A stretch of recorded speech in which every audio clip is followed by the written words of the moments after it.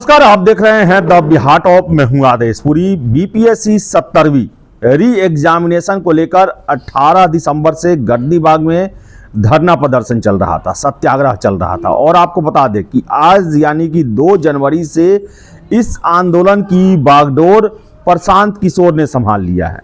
आप देख सकते हैं प्रशांत किशोर गांधी मूर्ति जो कि गांधी मैदान में है, वहां पर आमरण अनशन पे बैठे हुए हैं। और उनका ये कहना है कि बीपीएससी 70वीं एग्जाम में काफ़ी बड़े पैमाने पर अनियमितताएं हुई है और इस वजह से पूरे एग्ज़ाम को कैंसिल करके नए सिरे से एग्ज़ाम सरकार को बीपीएससी को लेना ही होगा। आपको बता दें कि 18 दिसंबर से गर्दनीबाग में ये आंदोलन जो है शुरू हुआ।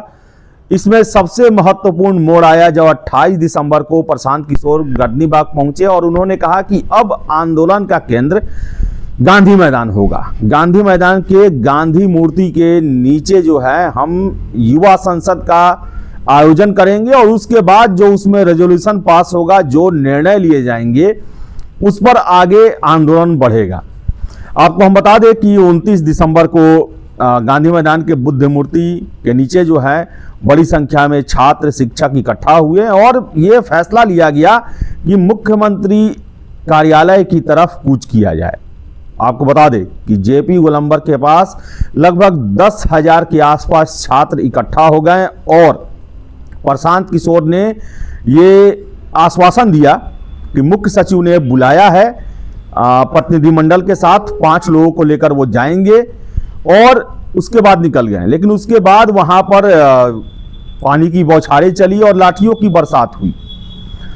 बता दें आपको हम कि प्रशांत किशोर की किरकिरी हुई और 30 दिसंबर को उन्होंने प्रेस कॉन्फ्रेंस करके कह दिया कि अगर 2 जनवरी तक सरकार जो है, अगले 48 घंटों तक सरकार जो है अगर उनकी मांगों पर विचार नहीं करती है, स्वीकार नहीं करती है, तो 2 जनवरी से धरना देंगे।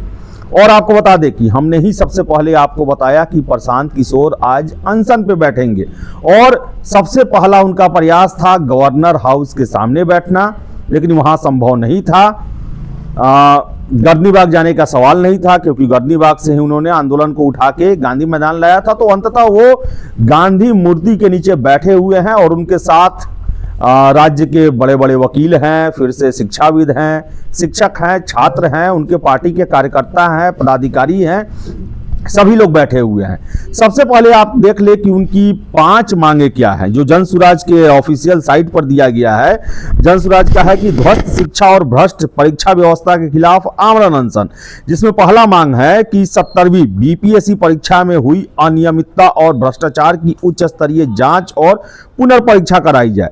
2015 में 7 निश्चय के तहत किए वादे के अनुसार 18 से 35 साल के हर बेरोजगार युवा को बेरोजगारी भत्ता दिया जाए।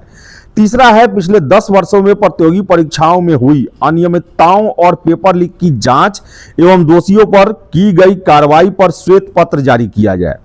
चौथा, लोकतंत्र की जननी बिहार को लाठी तंत्र बनाने वाले दोषी अधिकारियों पर कार्रवाई की जाए। और 5वां, बिहार की सरकारी नौकरियों में बिहार के युवाओं को कम से कम 2/3 हिस्सेदारी सुनिश्चित कराने के लिए डोमिसाइल नीति को लागू किया जाए। तो बहुत सारे मांग ऐसे हैं जो कि 70वीं सिविल सेवा ही नहीं बल्कि अन्य परीक्षाओं और पारदर्शी व्यवस्था को लेकर किया गया है। बिहारी छात्रों के हक में मांग किया गया है।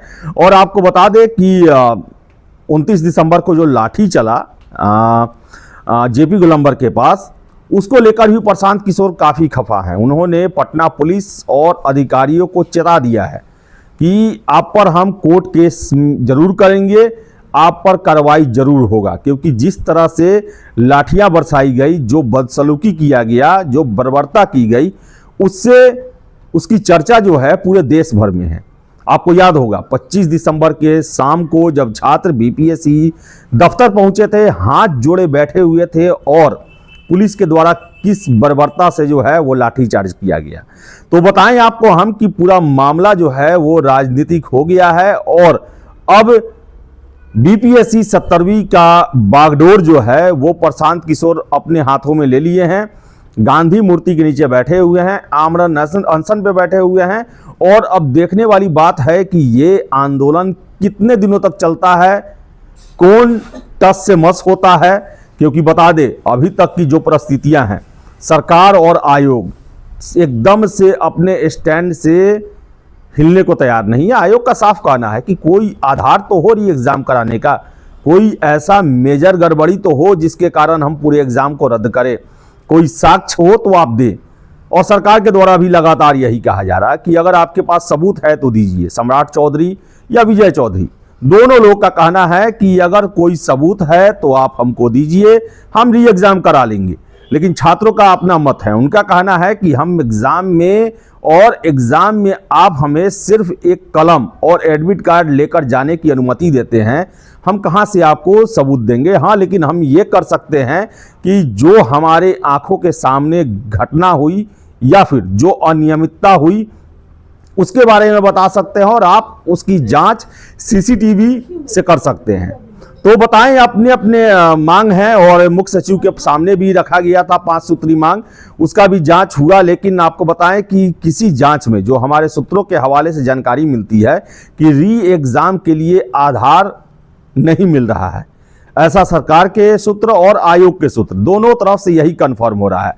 और प्रशांत किशोर जो हैं उनका सीधे सीधी छात्रों के साथ उनकी मांगों को लेकर जो है वो साथ में खड़े हैं, गांधी मूर्ति के नीचे खड़े हैं और आमरण अनशन कर रहे हैं। जब तक इन 5 सूत्री मांगों को लेकर सरकार सकारात्मक निर्णय नहीं लेती है तब तक ये अनशन जारी रहेगा।